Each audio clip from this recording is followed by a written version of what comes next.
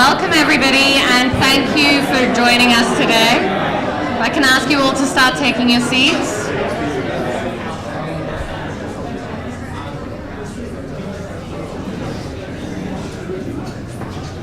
Okay, so a very warm welcome to you all, and thanking you especially for making it over here and enduring the sweltering heat outside.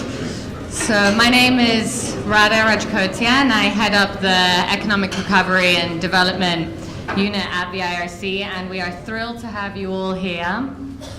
Ambassador Kuruma, very pleased to have you here too. Thank you for all of your participation and engagement in today's event. So it's with great pleasure that IRC and UNCDF are welcoming you to this first event that's the first launch event of the Ready to Respond learning series, where we'll be focusing on meeting the demand for digital payments in humanitarian response. So the purpose of this series, this learning series, is to bring operational reality and learning to the commitments that have been made in the Grand Bargain and the recommendations in the UN Secretary General's recommendations for increased use of cash and the high-level panel on financing. These documents, and the Grand Bargain in particular on humanitarian financing, recognizes a central role of preparedness, planning, and mapping measures in ensuring that cash-based programming can be used to its best effect. So there is a global movement towards using more cash and and having greater preparedness, but we need to understand better why it matters.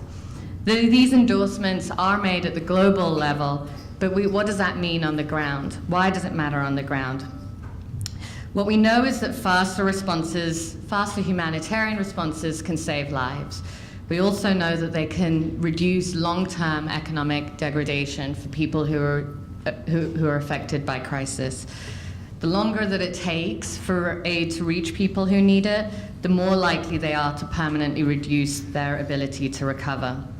Research and experience have shown that people who are affected by crises often are forced to deplete or sell their assets, and they are put at risk of a new, sustained, lower level of economic well-being. So in this context, the rationale for preparedness is not just about finding technical solutions for how we improve our aid delivery as providers, but what we need to do to ensure that crisis-affected people have the best chance for recovery after crisis.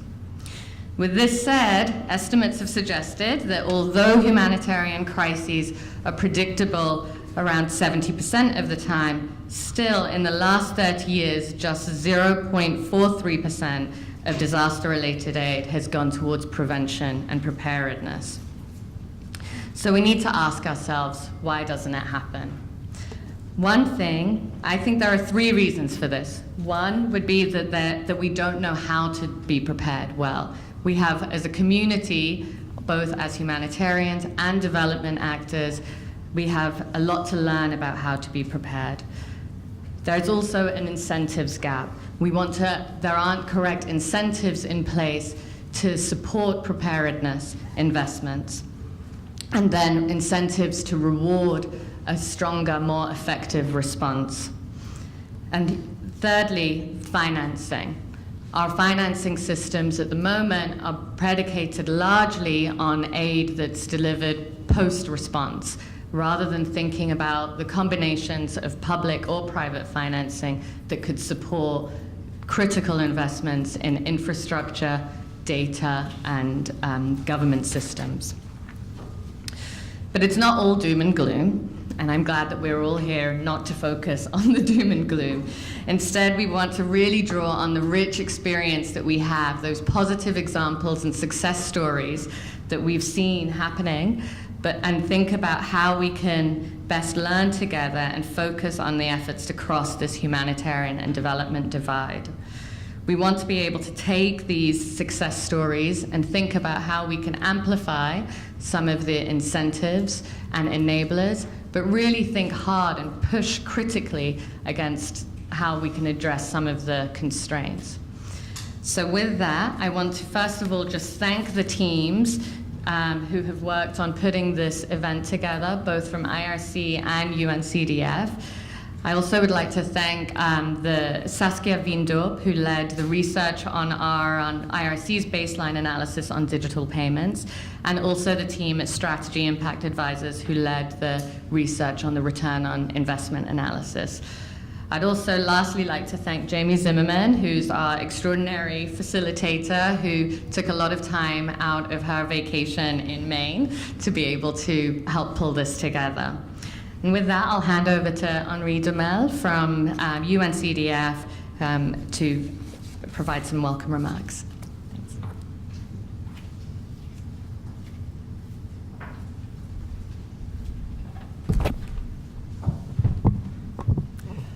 Thank you, Radha, and good morning, everyone. It's a pleasure to be here. Ambassador Koroba, distinguished guests, ladies and gentlemen. It's a great honor for us at CDF to co-host this meeting with the International Rescue Committee on the demand for digital payments in humanitarian context. We all know the figures around the world. We talk about more than 60 million people displaced by war and crisis, and this number is increasing. At the same time, we know that people are in crisis longer and longer. I mean, it's tracking like 90% of the humanitarian aid goes to places that have required that funding for more than 3 years. And we know the average duration of people in refugee camps, which is also getting longer and longer. So crises, we all know, take and destroy lives and livelihood. Crises are also expensive. Annual resources requirement for crises now reach some $25 billion a year. And the contribution, as we know, are not keeping up with these requirements. In that context, the global humanitarian response system urgently needs new and innovative solutions. Indeed, the UN Secretary General's 2015 Agenda for Humanity called for fundamental shift to reinforce national system, anticipate crisis, and transcend the humanitarian development divide. Better understanding of the needs of those affected by crisis, combined with the potential of new approaches and new technology to meet those needs, present an opportunity to develop solutions that can reduce the impact of crisis and also help to build longer-term resilience. While there is a nascent trend away from in-kind programming towards increasing cash-based programming, as we heard, so far, only 6% of all aid goes through cash modalities, as we all know, whether in physical or digital form. So that's a beginning, but that's not enough. And using digital payment in humanitarian context not only provide the means to lower the cost and increase the efficiency of delivering the assistance, but it can also provide the recipients, with a choice to use this funding for the highest priority needs. Furthermore, when such transfers are made in financially inclusive ways, such as into a bank account or mobile wallets, they can help people not only to respond for their needs today, but to better prepare for the future. The digital finance access can play indeed an important role in improving response effort while also ensuring that we are building back better after crisis and conflict. To achieve this vision, government, humanitarian and development agencies, donors, and the private sector need to deliberately cooperate and coordinate. And they must do so not only when the crisis happens, but between crises. That investment should be aimed at preventing crises, or at least preparing for them. They must make investment in strategies, ecosystem, and infrastructure that increase resilience of the individual, business, communities, markets, and nations. And just to conclude these first few words, I mean, I was last week in Nepal, where I had kind of a clear illustration of the kind of issues we're going to talk about today.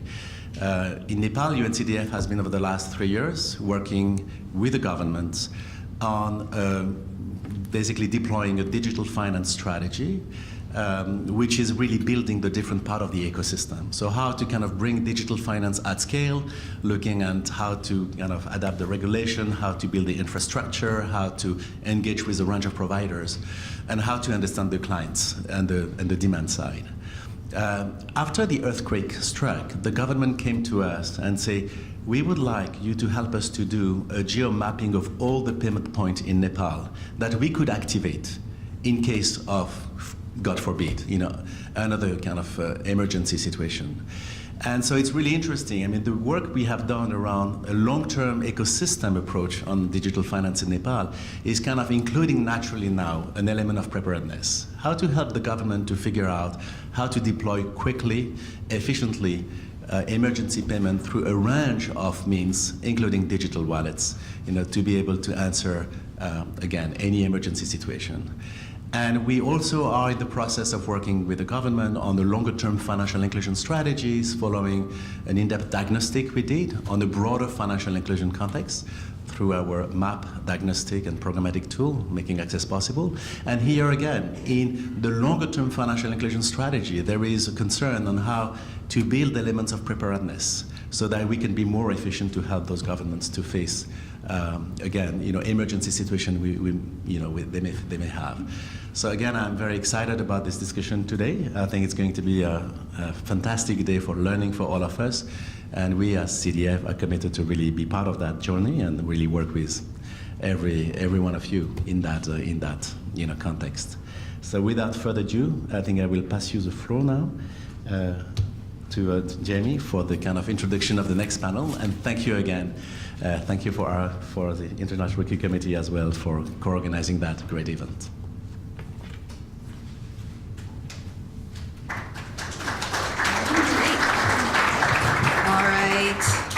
Okay, good morning, everybody.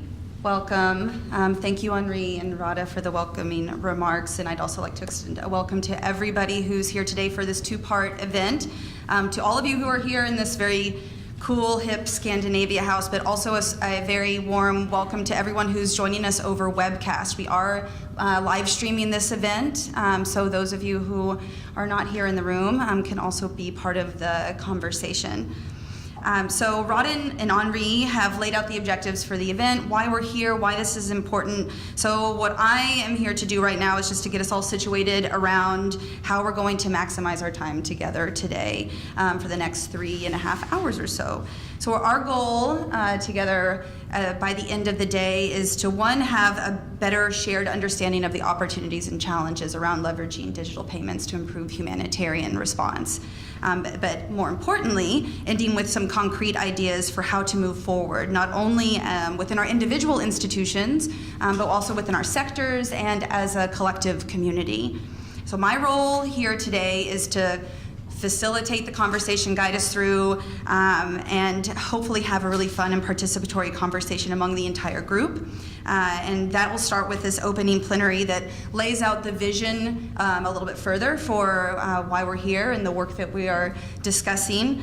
And that'll be the portion that is live webcast, and then unfortunately we're going to say goodbye to our remote viewers and move into a second portion of 2 hours of dialogue, a little more workshop-y work session. We're going to be up and moving a little bit, so prepare yourselves for that. And what we're trying to achieve is a conversation around how we're going to hopefully arrive at this vision.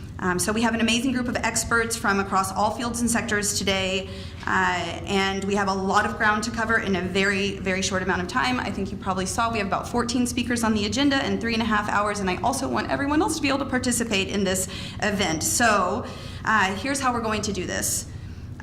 First, just putting out right away that I am going to be keeping us to time, which means that I am probably going to be extremely obnoxious, waving my arms or standing up and saying, okay, it's time for you to stop talking. So that hopefully, I don't want anyone to take offense to that. It's not a fun part of the job, but it's important for us to be able to have a really dynamic conversation and keep moving. So if I cut you off, apologies in advance. But we also do want to be able to take everyone's comments. We want everyone to be able to ask questions. We won't have time to have extended conversations on everything. So what you'll see in front of you are some Post-it notes, and then you'll see some flip charts around the room. So that should be an indication that we are going to be going into some workshop type mode. And that can start right now. Not only for those of us in the room, if you, as you're listening actively to this opening panel, you can write down your questions, write down your ideas, your comments, and keep those with you, and we're going to come back to them. For those of you who are not in the room, and even if you are in the room, you can also do this via Twitter. You don't have to use Post-it notes. It may be a little old school, I guess they call it. You can use the hashtag digital preparedness and send in your questions and comments that way, and we'll record them and write them on Post-it notes for you. So we're making it very easy to participate. And I think I was also asked to tell you, on my left are the restrooms and on my right is the exit, so you know where you need to go if you don't want to sit here anymore. And then there's this nice patio that we will hopefully use for breaks. Okay, so that I think is enough of that. Let's get rolling with our first panel. While I'm introducing our first two speakers, I would love for the opening plenary panel speakers to just go ahead and take a seat at the table. And I know you're kind of all over the place, so just go right ahead. Thank you guys, and we'll come back to you in a moment. So I'd like to introduce to you Beth Porter, who's a senior advisor at UNCDF. And Rada, who you have already met, who are going to kick off this morning's conversation on the vision for digital payments for response and resilience, with sneak peeks into the reports that each of their respective institutions has recently published that hopefully you picked up a copy of downstairs. They're going to kick us off, and then the panel will react, and I'll come back to introduce them after we're done. And panelists, you'll see copies of their presentations on your on the table there. Okay, so Beth, take it away. Thank you. Thank you all. So just as Jamie mentioned, we've been working on a paper looking at digital financial services in crisis contexts, conflict, natural disasters, and a number of you have played an important role in that. Jamie is lead author, Include, represented by Roland here, and his team at Include provided a lot of the input to it. Many of you have made comments during the consultation period, for which we're grateful. We've drawn on the examples of UNCDF partners and Better Than Cash Alliance members and partners, some of whom are here in the room. So we have the consultation version still out. It's finally being laid out and drafted. You'll see it soon, so stay tuned. So let me begin. Do we have the? Oh, okay. Control it.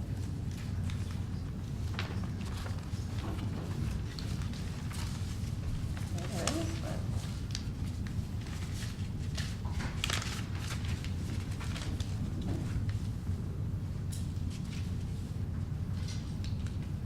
Is it working? Can I get some assistance on this? I'll start while it's being set up. The numbers are staggering. A whopping 1.5 billion people live in crisis-affected and fragile states. A staggering 38% of overall official development assistance flows to these fragile and conflict-affected countries. Yet the gap between the needs and the available resources is still massive. Appropriate strategies to increase preparedness and build resilience can help those development dollars go further. They can also help governments and communities and individuals better manage their risk and recover more quickly. Because behind each of these numbers, there is a real person. So, as you'll eventually see in the slides, digital financial services can play a really important role in the response to a crisis, from the initial phase of relief through recovery and into reconstruction.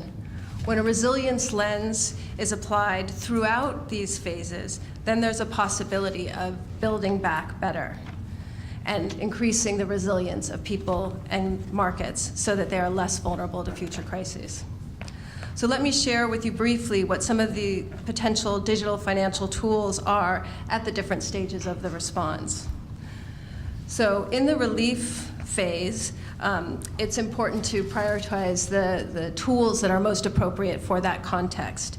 Obviously, this is the right after a crisis hits. There's a great urgency.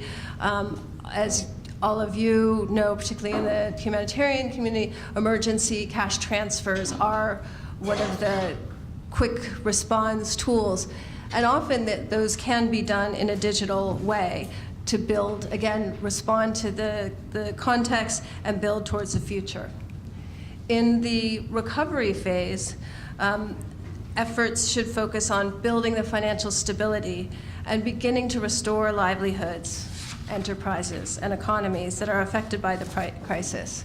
In this context, digital payments can help kickstart recovery activities, and they can securely and quickly provide minimum incomes needed to continue and restore individual, enterprise, and market-level activities. This can include access and use of formal accounts, which have the additional resiliency building benefits.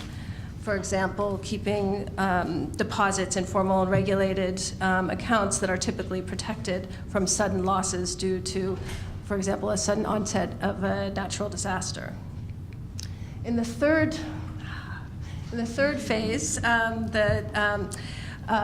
in reconstruction and rehabilitation, the opportunities arise to leverage digital financial services. At this time, account activity can be used to provide a record, a transaction of transactions, and build a financial history, which can in turn be used to leverage access to other products and services, credit, insurance, and other products.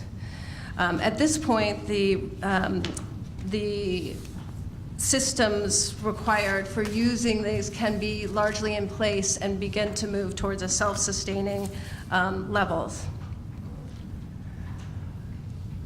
So what is required to achieve digital preparedness that we're talking about throughout the day? There's a number of elements to this. There's physical infrastructure. Obviously, in times of conflict, and most certainly in times of natural disaster, a lot of the physical infrastructure is knocked out, whether it's power lines or telecommunications, roads. So that is an element that needs to be built back. Very importantly, of course, is the payment infrastructure. It's vital to assess the cash liquidity and accessibility in times of response. Even when digital systems are functioning, there is a need to have some cash in and cash out capability for people to be able to transact and have the trust in using electronic transactions. Third, security. Degraded security circumstances arise in times of crisis. They can be physical security, but they could also extend to the digital realm, wherein an adequately protected digital channel could be hacked or compromised, or PIN codes or other security features compromised. It's important to ensure that systems are built with, that digital systems are built with an eye to these security issues. And Nigeria is an example where they've instituted a national identity management system that does have the identity and the e-payment capabilities. At the same time, however, it is important to keep in mind that the security feature might be compromised or might create new barriers to people to get access. And so it's very important to keep these in mind, and that's why the Better Than Cash Alliance in the guidelines on responsible digital payments that was just released this week really look at those, at both the protection for clients but not protecting away access. Another area is in the policy environment. At times of crisis, it's important, in particular, that there is a certain amount of flexibility from government, for example, in regard to account opening, in regard to third-party banking agents. And the Philippines is a good example in the case of Typhoon Hainan of being very flexible so as to ensure that people could get access to the resources they needed through digital channels. Fifth is a cost to deploy. We all know that there are costs in whatever the response is to crisis, and setting up and deploying digital tools for financial response does require significant resources. But there's opportunities to piggyback on some other systems, for example, social protection systems, and there's many examples, but one from Kenya in the Hunger Safety Net program that's been used in the case of famine and drought to ensure payments. So these are some of the mechanisms that can be used to ensure that there is adequate disaster preparedness. So let's move to some of the key recommendations from the report that's based on the work that UNCDF has done, the insights from the Better Than Cash Alliance members and many partners, including Sierra Leone and Afghanistan and the work in Nepal, World Food Program, and many other partners that has led to this set of recommendations, which are the following. First, it's important to craft coordination mechanisms that ensure a range of stakeholders, government, private sector, and humanitarian agencies are all at the table. Government to people payments or development organization to people payments can be some of the tools to help people and businesses recover and rebuild. Secondly, it's important to make those priority investments. Whenever possible, these investments should be made well ahead, hence the preparedness, and the need, and can help make the response quicker and more effective. Retail payment infrastructure is one important example. Third, it's important to make the necessary modifications in policy. This includes ensuring appropriate know your customer requirements, for example, particularly in the context of emergencies, where that greater flexibility, as I mentioned earlier, may be required. Fourth, leverage increased access to data. Identification is a critical issue, and particularly in times of crises. It's important that ID is handled in a way that's both responsible and does not put clients at greater risk. Fifth is to think of beneficiaries, think of recipients as clients, not beneficiaries. And this shift in mindset, and we'll talk more about that later today, can be so important in building individuals' capacity to move forward and become less dependent. So in conclusion, when done well, financial services can provide a very important bridge between response and resilience. And I really look forward to talking with all of you today on building that bridge and how we can make that happen. Thank you.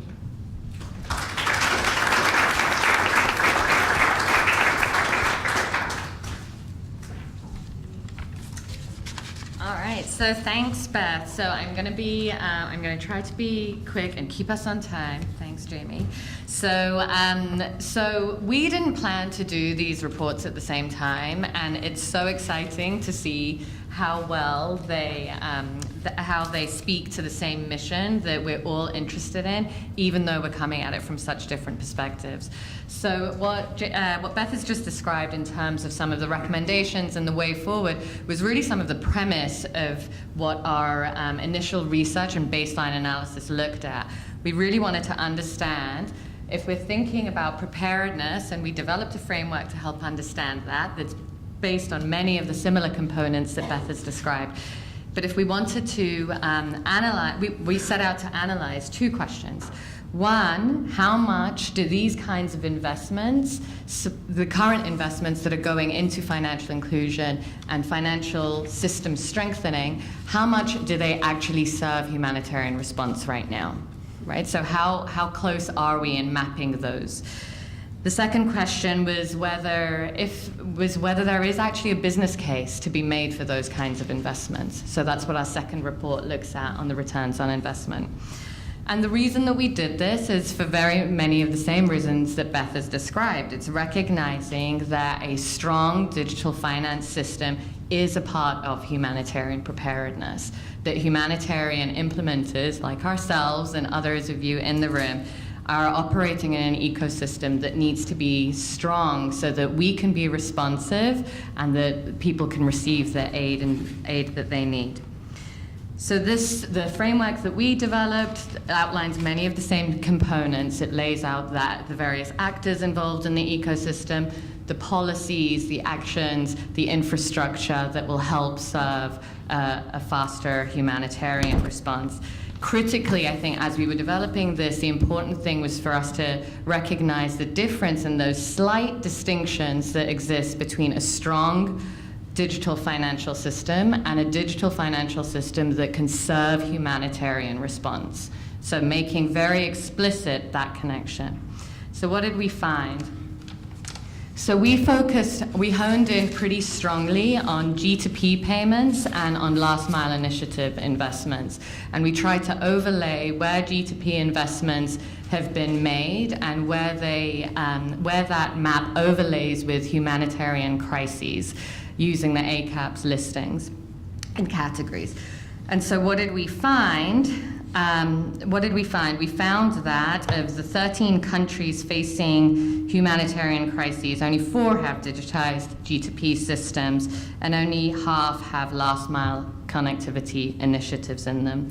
So if we were to really take a step back and think about what that means, it means that in countries where humanitarian crises are the most likely to occur, they are the least prepared from a digital finance perspective. The next thing that the thing that we tried to look at through this is what we learned through this and what we took away from this was that when we're speaking about resilience, when we're speaking about financial inclusion and expansion to last mile populations, what we really need to do is make a more specific connection so that we are explicit about where those investments are going to serve humanitarian action. So really moving away from an implicit desire or aspiration to an explicit connection between investments beforehand and then the results that we're seeing in terms of humanitarian response when crises do occur. So the second piece of work and the second question that we focused on was about the returns on investment. So if we know that investments are required, then what does that mean? Is it realistic for us to go out and ask digital financial service providers to make the expansions that we know are necessary to saving lives and to reducing economic and well-being risks for populations in crises? So what we learned was that it's a bit of a mixed bag. There are some promising elements where there are positive returns on investment. The cases in Lebanon and the Philippines showed that in certain aspects of what is being provided, there are positive returns. In Lebanon, there was a $1.43 return for every dollar that would be invested. In the Philippines, it would be for issuing banks, there would be a positive return, but for acquiring banks, there was a negative return, right? So what did we take away from that? We took that as both positive and the way that NGOs do, seeing the negative as an opportunity. So we took the positive as an opportunity to think about financing. And the fact that there is a positive return on investment suggests that there is a way to finance this that doesn't need to be grant-based. There's a way that we could think about financing that would leverage the private incentives with a private return that's positive. On the places where there is a negative return, that shows a clear opportunity both for grant-based financing, but also stronger partnership. NGOs, in terms of acquisition, NGOs are doing a lot of acquisition work anyway through the work that they do with local communities, local market stakeholders. So is there a stronger partnership that could be forged between financial providers and NGOs in that realm? So what we're hoping to see now is by looking at the roles that can be played and the potential that there is both from the private sector, the public sector, government, and investors. What we want to be able to see is how we can work together more more explicitly to push the dialogue further, so that we're not talking about aspiration and kind of hopes for what might be done, but we're looking specifically at where investments might produce the specific returns that we want to see from a humanitarian response perspective, but also as we're seeing the financial sector develop. So I'm excited to hear the conversation and looking forward to the comments from the panelists on this.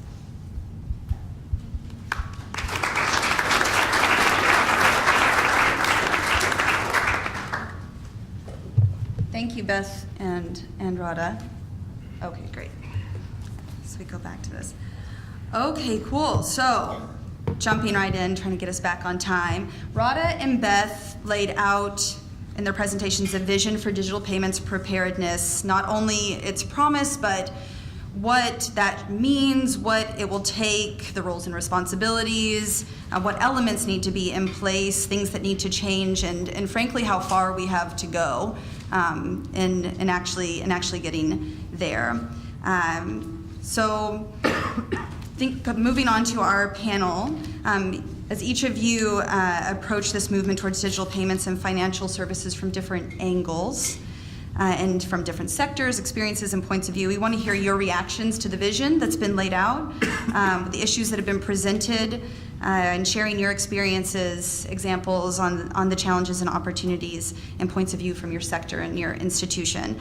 So I'll introduce the panel really quickly, and hopefully everyone will have a chance to meet everyone, and so I won't go through the bios. But we're going to kick off with Kay McGowan, who leads USAID's digital finance team and the efforts there to foster growth of sustainable, ultra-inclusive economic infrastructure, that's cool, and build market systems that support pathways out of poverty. And then we're going to move on to Mayada El-Zagbi, who leads the consultative group to assist the poor, CGAP's strategy, research, and development unit. And then Satwig Seshasai, did I get that right? Who is with Segovia and builds the technology and systems for the Segovia platform. And then Dr. Valerie Mkungang Bemo, who is a senior program officer for emergency response at the Bill and Melinda Gates Foundation. And then last, but very certainly not least, is our Ambassador Karoma, who's the deputy permanent representative to Sierra Leone's permanent mission to the United Nations. So let's kick off with Kay, and I'll interject if I have to, but hopefully just let you guys flow. Thanks. Okay, great. Well, thank you. And I find Jamie a little intimidating, so I'm going to try to be very succinct. I know many of the panelists and know what their areas of expertise are as well, so I want to try to not be redundant here. It's really a pleasure to be here. My name is Kay McGowan. I work at USAID. I lead a service or a practice called Digital Financial Services, and work with many of you in the room, including Rada and Jamie and Hamilton and Mayada quite closely. So it's great to be here. I do also want to commend both UNCDF and IRC for the tremendous leadership that both of those organizations have shown in this nexus of the humanitarian response communities and the financial inclusion and financial sector deepening communities. It's fantastic. It's something that I think from the USAID perspective, we represent both the tensions and the challenges, but also the opportunities kind of this whole broader effort. But we represent it within our own little microcosm, right? Because USAID, as the bilateral donor of the US government, is, I believe, would imagine one of the largest providers of humanitarian aid in the world. I just want to recognize my colleague, Callie Glenn Haley, who's here from OFDA, and has joined a collaboration between my part of USAID and our humanitarian response part of USAID. And that sounds like a simple undertaking, or maybe it doesn't to this room, but it seemed to me a couple of years ago that that would be a really simple undertaking, and of course it's not been at all, for all of the reasons that people have talked about, right? We have very different mandates, very different incentive structures, and yet it seems so clear that with this opportunity that we now have for technology-enabled financial services, really to start creating a type of financial infrastructure that could reach even the very poorest in societies, it just seemed such a shame to not be able to figure out how we could partner together and leverage all the good work that our humanitarian response colleagues are doing.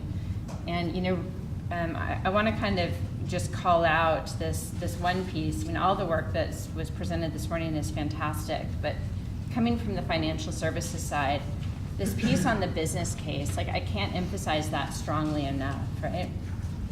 Financial services, to be sustainable, have to be commercially viable, right? And so figuring out how you make it through regulatory innovation, policy innovation, but also through aggregating demand like humanitarian response payments, how you help build the business case is really the only way that we're going to see the promise of technology-enabled financial services, digital payments, start to reach down to the populations where we talk about.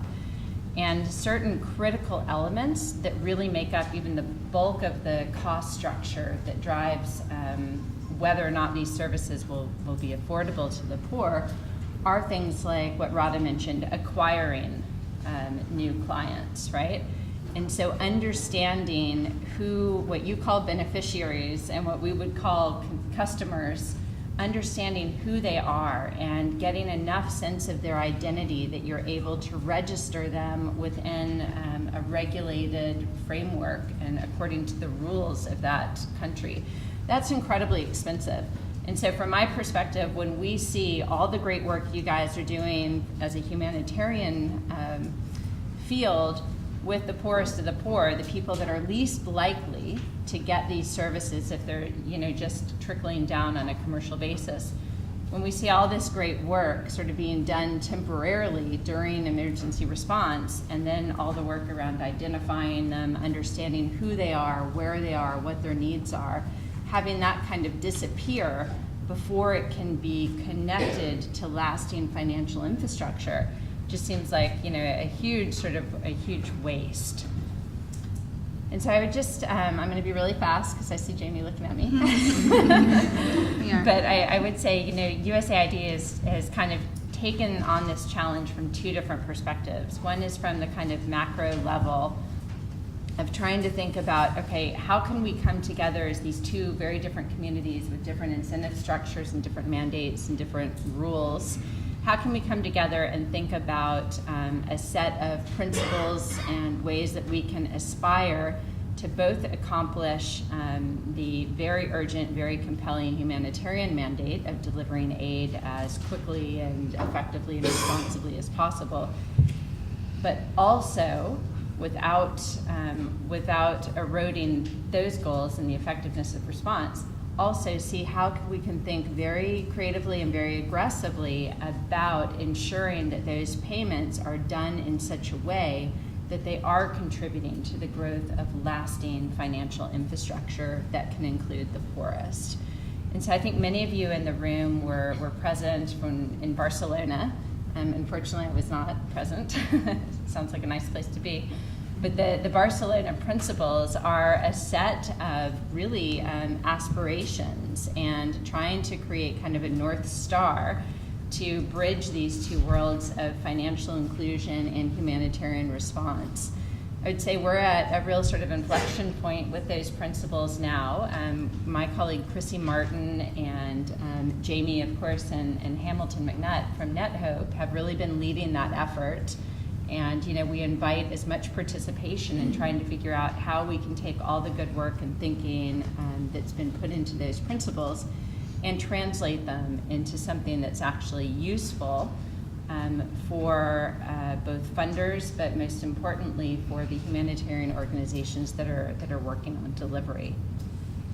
And then at a more sort of micro level, within our own portfolio of humanitarian programming, we're also starting to work now closely with our implementing partners in the humanitarian response space to help figure out what it takes for these organizations that are being given a mandate to deliver aid as quickly as possible, and now as financially inclusively as possible, and yet often, as these presentations showed, often in markets where this infrastructure barely exists and doesn't make it easy to use inclusive electronic payments to do this. And what we found, and my only addition to a lot of these charts, what we found is that preparedness of partners that are actually delivering the aid is also a key requirement, right? So USAID just last week actually released an RFA aimed at humanitarian aid delivery organizations to fund some work on kind of preparatory internal exercises so that we can start to surface within organizations where the bottlenecks might be and how we can think in advance about solving some of these challenges. So we'll make sure that RFP gets sent around. Yeah, great. Thank you. So just a quick show of hands. Who in the room has been involved in the Barcelona Principles process? Raise your hands. Who else has heard of them but has not been involved in that process? Sweet. Cool. That's really interesting to hear. So moving on, Mayada, some of what Kay has said here probably resonates strongly with you and where you sit at CGAP, kind of a financial inclusion think tank at the World Bank. So Sure. What would you add? Yeah. So first, I want to congratulate both IRC and UNCDF. I mean, I think the various publications are going to take us. We're going to leap forward with kind of the content of these publications. I really think that we've kind of been stuck as an industry to a certain extent with this idea of this potential that we need to seize. But I feel like the publications, in particular the framework on the preparedness framework, brings kind of the actions and the activities down to a granular level that is now actionable.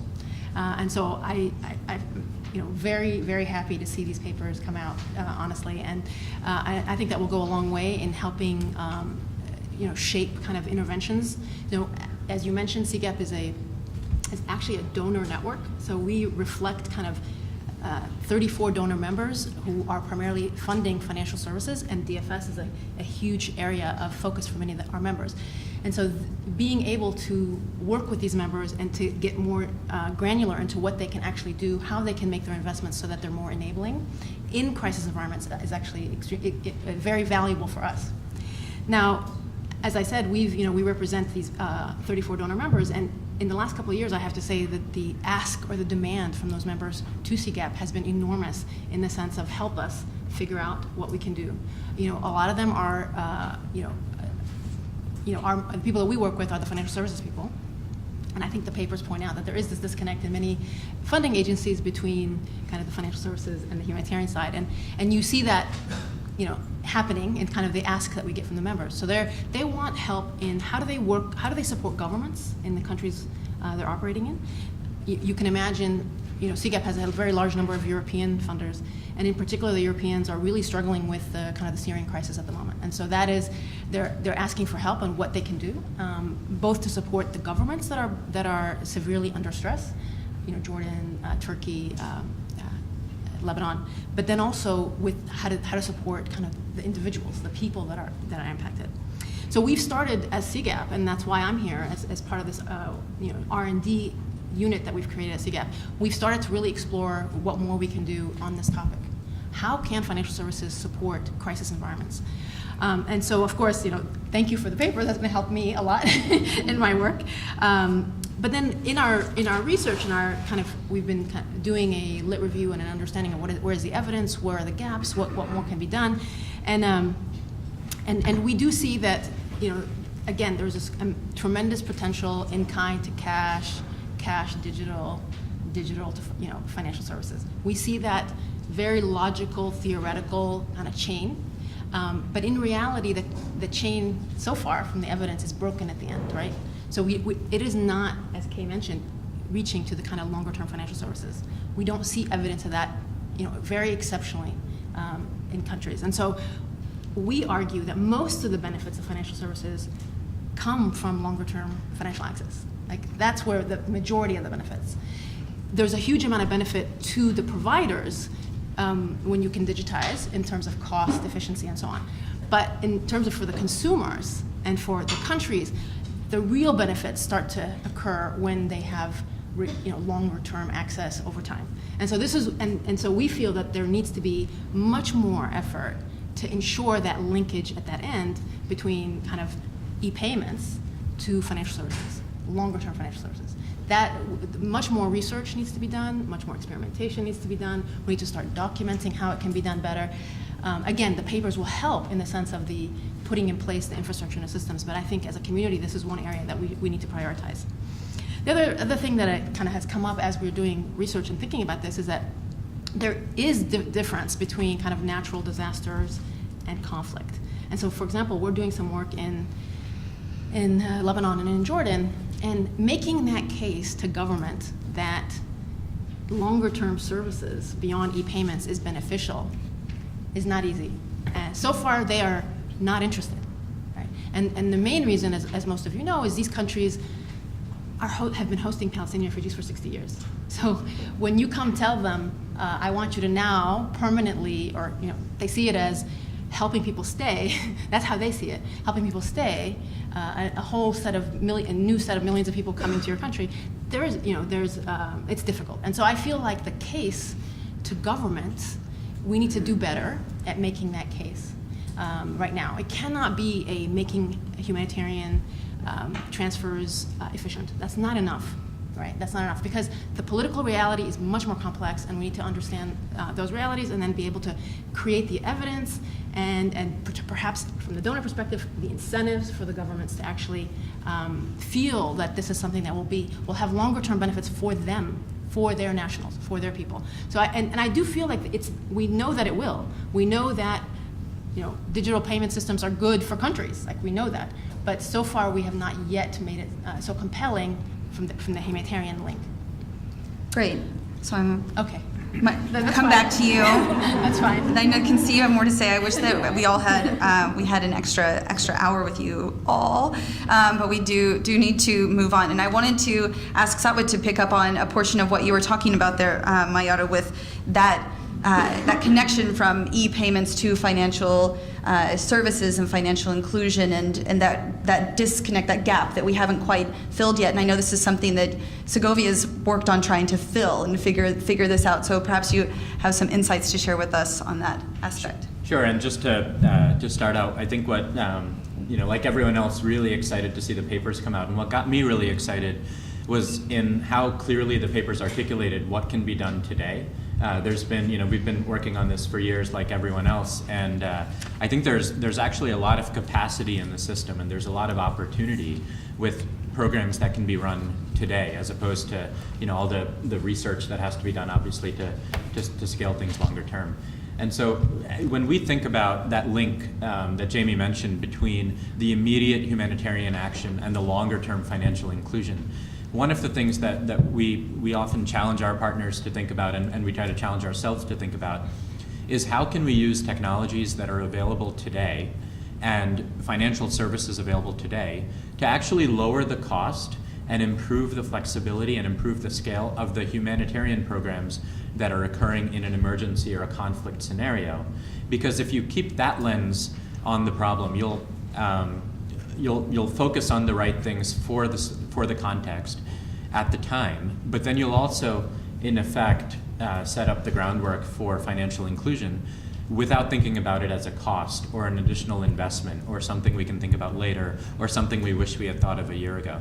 And so just to walk through a couple examples of that, when we think about a given area, so we, for example, doing work, as was mentioned earlier, in some of the refugee crisis that's happening in Europe.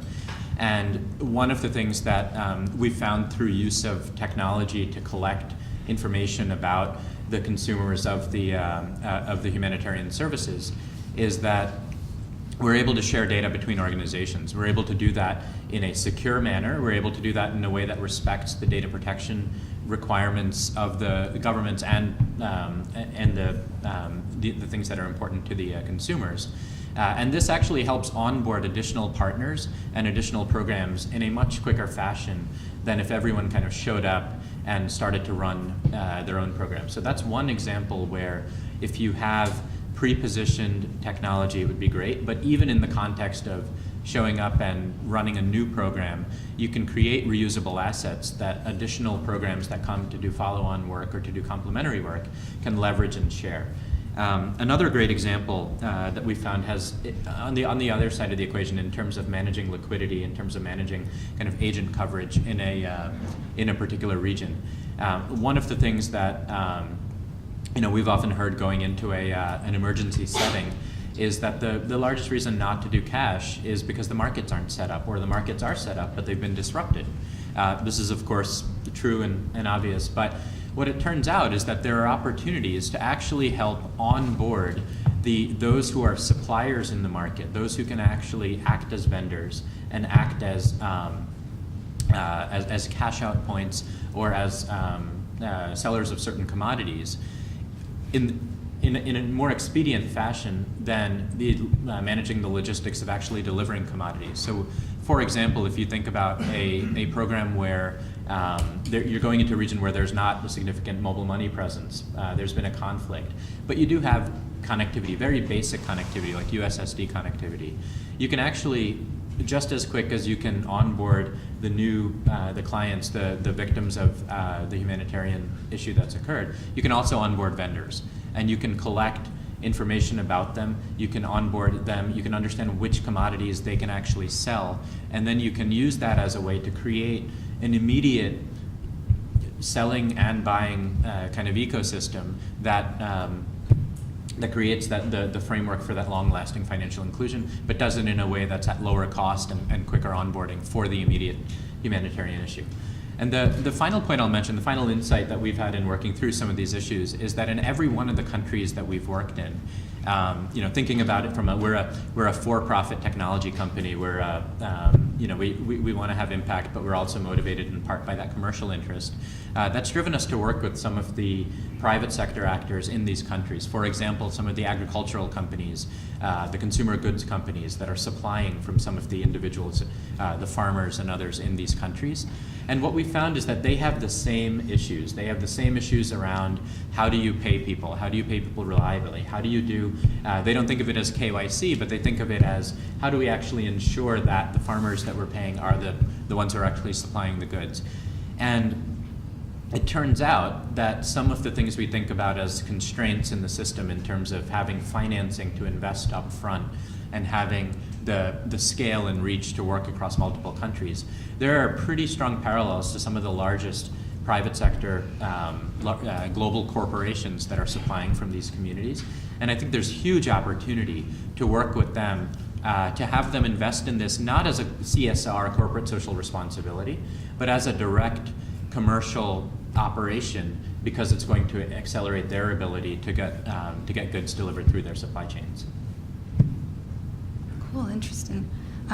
So kind of kicking off the panel with a very financial inclusion and service provider heavy beginning with the speakers, but we actually have on the panel a humanitarian and not just those from the financial inclusion and digital payments community. So I want to turn it over to Valerie. Since I know as Kay and Mayada, I think both mentioned that bringing the worlds of the financial inclusion and digital payments sector together with the humanitarian sector is these are two worlds that are increasingly overlapping, not always talking to each other, and we have an example where we're now seeing that take place, but wanting to hear from the other side of the coin.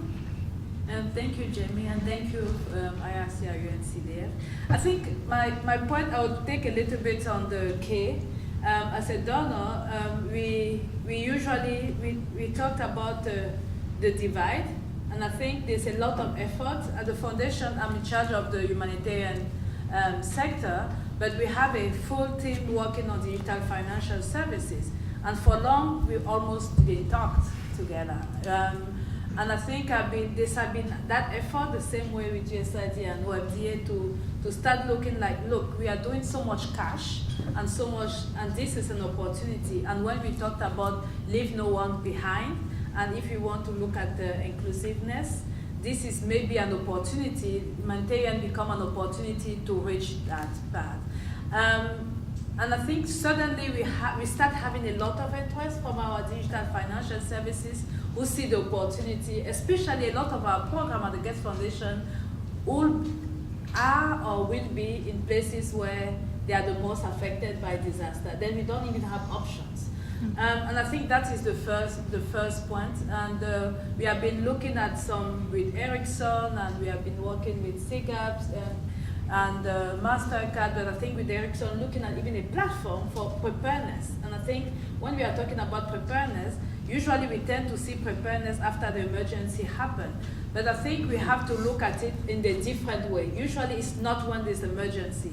And we also have to look at it in different way of the type of emergency. You have some emergency, a lot of them are predictable, we can anticipate they will come. And I think we should not be surprised. When we look at Nepal, for the last maybe 10 years or even 8 years, there have been a lot of programs about preparing for the big earthquake in Nepal. But I'm wondering, have you done any work on digital financial at that moment? Maybe not. There was a lot of preparedness on how to respond to the disaster. It's when the earthquake comes that we start looking at that. I think this is an opportunity, and if you look at the high vulnerability or risk countries, it's a list of countries we can guess: Bangladesh, Indonesia, Philippines, Nepal, Ethiopia. This country, in the next 2, 3, 4, 5 years, I touch the wood, is not happen, but we know there will be something, an event almost every year or every 2 years, that will be a major event. How can we start looking at what are the highest countries? And I think this is some of the things we have to look at. We also, as a humanitarian, I think we have a lot, we complain a lot about like, yeah, the development, the long term, we don't have it. But actually we have a lot to do also with that because we don't want to let it go. And I say that in the sense that we want to control so much because we look at them as beneficiaries and not as customers, it's not because they are in crisis or they lost everything, that they lost their brain or their dignity or their capacity to think for themselves. And I think we try to be so much patronizing them that we forget that they can make decisions, and this is actually what stops a lot the long term and the inclusiveness, because I'm just seeing a place like Jordan, and I think I was talking to somebody, even a place like Jordan where the government, of course, there's a lot of issues, but the government is one of the systems who's almost most of the readiness to have a digital financial services, but it's not happening, even in a more convenient environment, because each of the organizations have their own system, and nobody wants to reach the other system. That means that the same beneficiary will get a card from WFP for voucher, another one from UNHCR, another one for GIZ for something, another one for Mercy Corps, and I think we have to let it go. And when you look at some of the system, UNHCR, it gave, and after a month, if you are not taking it, it's going back. You cannot access anymore. This is not inclusiveness. This is just giving a quick and taking back, because the people may want to keep it for some time because of the reason of another. And I think these are some of the things as a humanitarian we have to also try to think long term, not seeing them as beneficiaries only, but also look at how do we build a system. And we have been doing a lot of work, and I think this is something that we are here to hear also what are some of the, we know there's a lot of regulations that need to be done, policies and regulation. And I think if you can reach a country beforehand and start discussing, it's difficult when everything is chaos.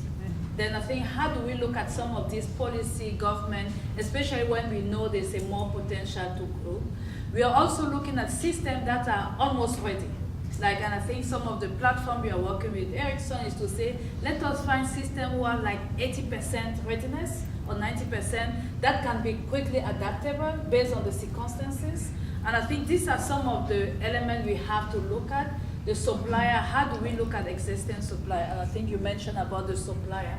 But I just wanted to say that as a humanitarian, we have to also be able to, we are so much in the day-to-day work that we tend to not look at the long term, and we complain that nobody wants to look at us. And I think we have an effort to actually learn so much, and even at the foundation we try to pull what is already existing, and we don't need to recreate the wheel, we just need to adapt what is there, because it's difficult to recreate a humanitarian completely from scratch. And I think this is my message also from the humanitarian perspective. Thank you. Great.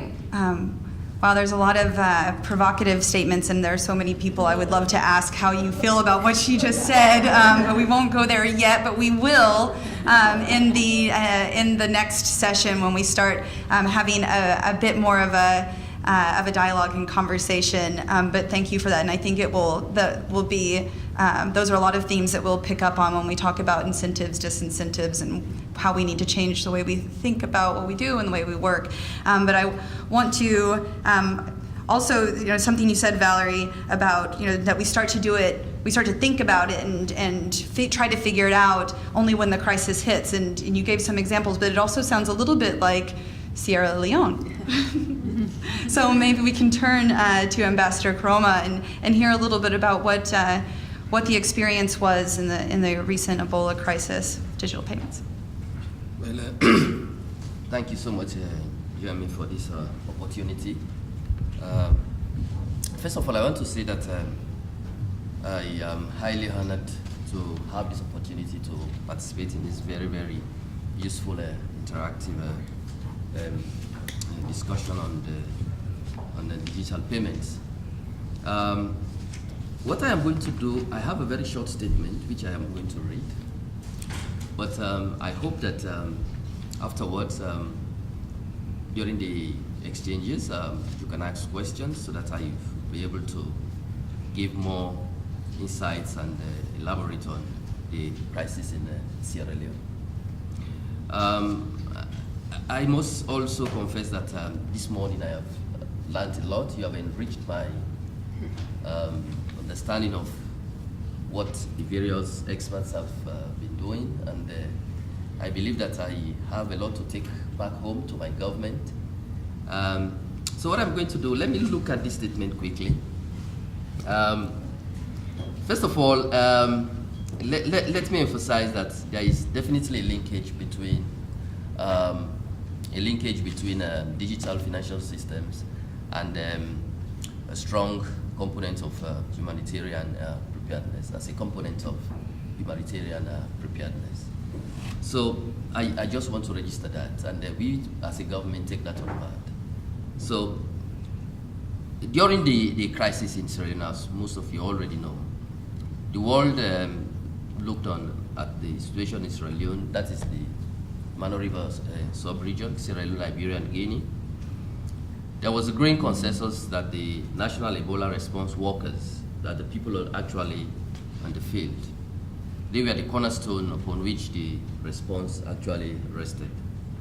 So, among many challenges that we had to address in order to contain the epidemic was the problem of payment to these workers. They were really heroes. These workers who were at the front saving lives or burying the deceased were all paid through cash payments. Those cash payments were slow, inaccurate, and inefficient. Some of the workers went on occasional strikes to protest for not being paid on time. At the height of the Ebola crisis, we turned to digital financial services through mobile wallets to make fast, accurate, and secure payments to response workers. Digital payments enable us to make sure response workers remain on the front lines and help save lives by preventing strikes that we are reducing our Ebola response workforce. Digitization cut payment times from over 1 month to around 1 week, putting an end to strikes. In doing so, digital payment strengthened our capacity to contain the Ebola disease, treat those infected, and ultimately save lives. The transition from cash to digital payment reduced strikes from an average of 8 per month to 0. As a result, response workers remain at work on the front lines. In the process, digitizing payments also delivered cost savings of more than $10 million by eliminating double payment, reducing fraud, removing the cost of physical cash transportation and security, and cutting travel costs for response workers. This saving is equivalent to the annual cost of funding Sierra Leone's free healthcare program that caters for 1.4 million children under 5 years and 250,000 pregnant women. The lessons we can extract from our experience using digital financial services in Sierra Leone are useful beyond the Ebola crisis. With health epidemics, natural disasters, and conflicts on the rise, governments need to take early action in partnership with the humanitarian and development community and the private sector. Now, as we are in the post-crisis phase, rebuilding our country, reinvigorating our economy, digital payments are a crucial part of these efforts. Just recently, we began digitizing all teachers' salaries, and welfare payments are next on our list. Therefore, the digitization of payments also provided the foundation to build resilience and support the efforts from crisis to recovery. But let me emphasize that in Sierra Leone, government is taking very seriously the fight against corruption, because we believe that it is taking us back, notwithstanding efforts being made to move forward. So we believe that proper digitization is key to our success. So we take it very seriously, and we also want to register that if we have to succeed as a government, we cannot do it alone. We need the private sector. So therefore, bringing in the private sector on board is key to the success of government. So these are some of the thoughts that I just want to share with you. I'll be open to more questions. Thank you. Okay, great, thanks. And one thing that you said, Ambassador Karoma, that I think is vitally important and goes back to the very beginning with Beth's flash talk, is that we've been talking a lot about using these systems to improve response and prepare for response now, but the additional benefits of the added resiliency and opportunities that the systems that are sustainable and in place are providing beyond the crisis is also a really critical part of the vision of why this is something that's important and that is worthy of discussion and investment and of our time and resources. So we are running out of time, but I do want to take a couple of questions. Do we have some questions in the audience for the panel? And don't be shy. Okay, and do we have a mic? Is anyone running mics? No? Okay, could you speak really loudly and I can repeat it for the webcast viewers? Yes, so I look forward to your thoughts about how do you maintain, when collecting these financial information, how do you maintain privacy, especially during a disaster response, and then interoperability between data governance and the various regulations across borders. How do you handle that? Okay, so dealing with some of the challenges of privacy and regulatory restraints, cross-border flows. I'm going to ask one volunteer at the panel to comment. Okay, Satwik, please. It's hard, but you knew that. I think the key thing is to think about everything isn't all or nothing. So when you have data that you're collecting about the individuals who are affected, there are certain bits of that data that might be okay to share versus others. There are technology systems that allow you to do that. Obviously, in a number of emergencies, you don't have the opportunity to immediately deploy a technology system, but keeping some of those principles in place where you think about who actually needs access to the given data, and how can you take, for example, account numbers and separate them from names and separate that from vulnerable indicators and so forth. We found that doing that tends to allow data to be shared, but at the same time respects the privacy of different individuals. Great. Any other questions from the audience? Do we have any questions? I've seen a lot of Twitter activity, but I don't know if we've actually received any questions from our webcast viewers. Anyone monitoring that? My question is, the fundamental kind of element of disasters that people move around, and we move around frequently, whether inside one country or across borders. So how do you make sure when you speak about sustainability that you're collecting data, you're providing a service that when people move to either a different area, placed under a different regulatory umbrella or environment, that you can continue serving them despite the fact that they end up in a maybe completely different place than where they were previously? Yeah, that's the challenge of displaced people and refugees and moving around. Maybe Mayada, would you like to speak to that question? This concept of cross-border interoperability is something that actually CGAP is beginning to look at. We're looking at it more so in kind of the East Africa region, where there's already quite a lot of digital finance platforms. It's in kind of other environments, like in the situation right now in Syria, Jordan, and so on. For that to happen, you would need, you don't have kind of robust systems yet at the country level, so it's already very difficult to start talking about interoperability across borders. But one of the reasons why we decided to take it on in the East Africa context is that we do think that in some cases, first of all, from a learning perspective, we can understand what might be required to support kind of interoperability across borders, and so that we can apply that elsewhere. So that's one of the reasons we did it. But then also, sometimes when initially there may not be, kind of the countries may not see the benefit to join, but when you start to work in a few countries and you start to see action, then they might ultimately come on board to kind of sync their systems cross-border. But this is kind of very frontier topic that you're talking about. I don't think that there's anyone out there that kind of has all the facts or knows really what it would take. I don't know, Katie, you have more to say?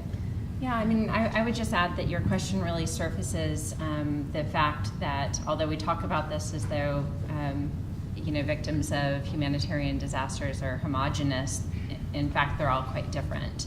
And certain populations, by definition, are going to be much easier to connect into lasting financial infrastructure, right? In particular, people that are displaced within their own countries, right? Because we're talking about financially regulated or heavily regulated markets, right?